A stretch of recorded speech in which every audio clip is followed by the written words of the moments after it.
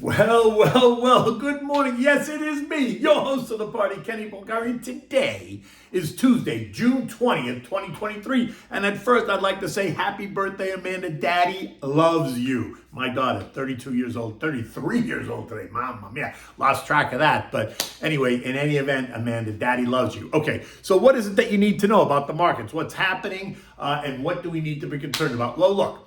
You got to ask the question, are stocks ready for a pullback, right? Seems like it might be, actually would be welcome. We want to actually see it consolidate. There's going to be lots of Fed speak this week, and JJ is going to be on Capitol Hill delivering his semi-annual testimony. And so now you got to ask, is it 1, 2, or is it 3 more rate hikes? The quarter end is only 10 trading days away, so expect lots of churning and reallocation over the next 2 weeks. And what do we have for dinner tonight? We're going to have the Greek-style shrimp on a bed of fennel and feta cheese. So good. Okay, so good morning.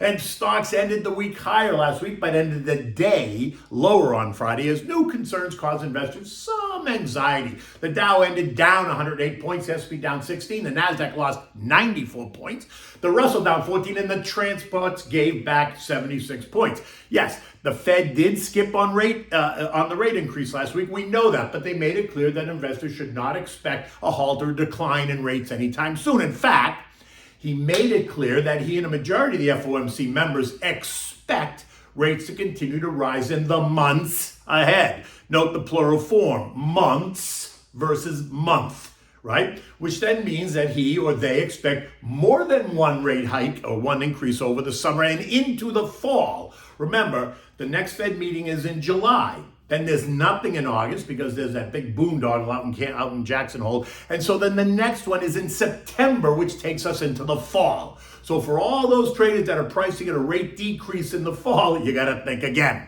In the end, JJ projected that rates would move higher than previously expected in response to surprisingly persistent price pressures and labor market strength. So put the 6% terminal rate back on the table, the rate that Loretta Mester floated months ago. Then on Friday, our friends at Goldie came out with a report that said, and the title is, Markets are too optimistic on the pace of U.S. inflation drop. In this report, they pointed that inflation will not come down as quickly as investors and the markets are expecting, suggesting that it's maybe more sticky. And that speaks directly to why maybe JJ made it clear that while they skipped, they're not done. The report went on to say that investors are not pricing in the potential of delayed onset inflation. That's going to be the new buzzword, delayed onset inflation, highlighting the risk in the healthcare industry for one. Recall what happened to UNH, down 7% last week, and Humana down 13% last week, both warning about the higher costs associated with pandemic-delayed procedures. And that caused the algos to go berserk, pummeling both of those names with abandon. On the other hand, we heard from Tommy Lee, Fundstrat's head of research and a very popular guy in the street, who also has an opinion about where the market is going. And he is much more bullish, saying that the inflation war will end when the collective public believes it's over. Well, that's brilliant, right? And he thinks it's going to be sometime in 2023. Well, while I agree that it will be over when we believe it will be over, I'm not sure that many believe that we're anywhere near the end. I mean, have you been to the grocery store lately? Have you gone out to dinner? Have you bought a new plane ticket? Have you paid an electricity bill? Have you tried to do any renovation work in your home? In fact, has anything that affects your daily life really come down in price? Hardly. But I suppose if they keep telling us that it's improving, then it must be improving. And current prices will become the norm. And over time, it will be what it will be. And suddenly, it'll just be the prices that they are.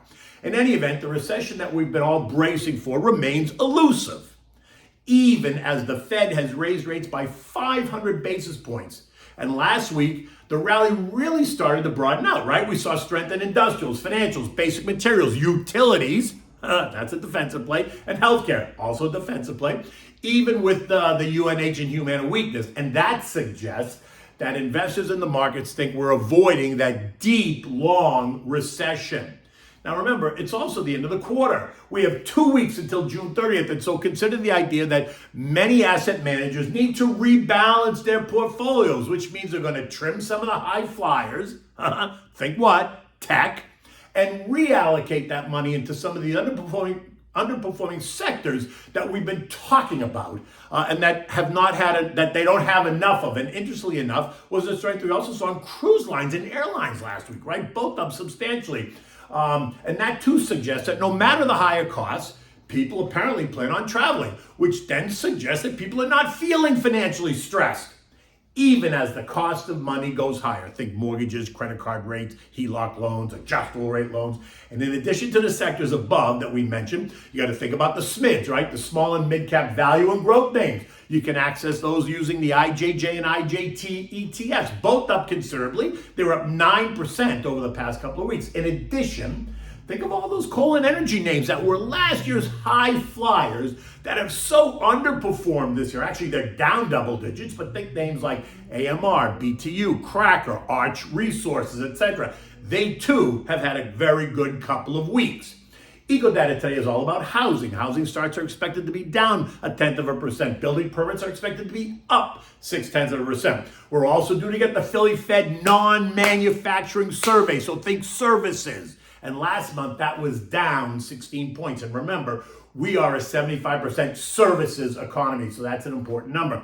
Remember, both investors and asset managers are caught between FOMO, the fear of missing out, and FOBI, the fear of being in. Many now asking us, has this rally run too far, too fast, or is there more to go? Should I get in or should I wait? So here's the answer. You should never have gotten out. All you should do is keep tweaking the balance of your portfolio. You don't tear it apart, unless of course you won't jump. Then yeah, tear it apart and start over. But if you follow directions, you should not be one of these people that's scrambling to get in, right? Remember, investing is always dynamic. It's not static, which means you as an investor need to be dynamic as well. So you tweak, you adjust, just like an asset manager tweaks and adjusts all the time. This morning, we see more weakness in the markets. The Dow futures down 130, the S&P is down 18, the Nasdaq's down 75, and the Russell is down 9. JJ is due to appear on Capitol Hill both on Wednesday and Thursday this week in his semi-annual report to Congress. In addition, we're going to hear from New York Fed President Johnny Williams today and Fed Vice Chair for Supervision, Mikey Barr in New York City, as they appear at a corporate governance event. Right? We're also going to hear from St. Louis's Jimmy Bullard. So expect all kinds of interpretations about what they say as people try to read between the lines, understanding what the Fed think will be. Oil, yesterday, the markets were closed here in the U.S., but oil fell on Monday, but it's trading up 30 cents today at $72.10 a barrel. Now, that's up from just $67 last week. And why now? Because China is buying records amount of oil, especially Russian crude, taking advantage of cheaper Russian prices. Russian crude trades about $60 a barrel. And that suggests that demand in China is strong, contrary to what they want us to believe. And if Xi can buy cheap Russian oil, he's going to do that and stock up. In addition, the summer upswing in the United States and around the world has really begun. A look at the global jet fuel demand is set to keep rising as the summer travel season heats up right in the Northern Hemisphere. Implied jet fuel demand is set to rise by 1.6% week over week, up to 6.5 million barrels per day. Most of the demand coming from Asia, the Eurozone, and North America. And gasoline inventories, those are expected to decline as demand rises during the July and August summer driving season. In any event, we remain below the trend line at 73.54, but I expect we're going to test that in the days ahead. But I say it's going to be tough. I can no longer see how oil is going to hit $100 a barrel this year. I just don't see it, right? And then stay there. I suspect we're going to see maybe the mid-80s at best, right? Gold this morning remains erratic. This morning is trading at down $8 at $19.63 an ounce. This is investors trying to handicap the next Fed move and what that means for the U.S. dollar and therefore by gold. Higher rates are going to cause a dollar rally, and that's a negative for the commodity complex as a whole, including oil. But oil is different from gold because we need oil every day as energy, right, to make the world go round. Gold is once again below the trend line at 1975 as it struggles to move up. My sense is that it's going to churn right here. Gold bugs will be listening to what JJ says on Capitol Hill this week as they try to read between the lines and price in what the new terminal rate might be. Now, is 6% now the default rate? And if so, that suggests 3 more rate hikes. And that would suggest that gold has more downside. But hey, let's see. European markets are a bit weaker this morning. UK inflation data is due out on Wednesday and a monetary announcement by the Bank of England on Thursday. Expectations are for them to raise rates by 25 basis points. Remember, European markets are all up double digits, 12, 13%, except the UK, which is really flat on the year. This morning, Treasury yields remain essentially unchanged. The 2-year Treasury is yielding 4.7%, the 10-years at 3.76%, right about where they were. The shorter duration bills, 3 and 6 month bills, are yielding 5.2 and 5.3% respectively. Again, not really moving too much, right where they've been for a couple of weeks. The S&P closed on Friday at 4409, down 16 points. This morning, the tone suggests more weakness. And this shouldn't be a surprise at all. The market has performed exceedingly well, but it is stretched. So get ready for that pullback and actually hope for a pullback. And that's not a threat, it's just common sense, right? The S&P is 7% above its short-term trend line, 12% above its long-term trend line, right? So a reversal to the trend line should not be unexpected, right? A reversal to the mean. Just saying, right? In the end, you got to stick to the plan, build out the defensive part of your portfolio. Do not keep chasing tech names that are way overdone. In fact, you'll probably see those come under some pressure. So just step back and let them do their thing.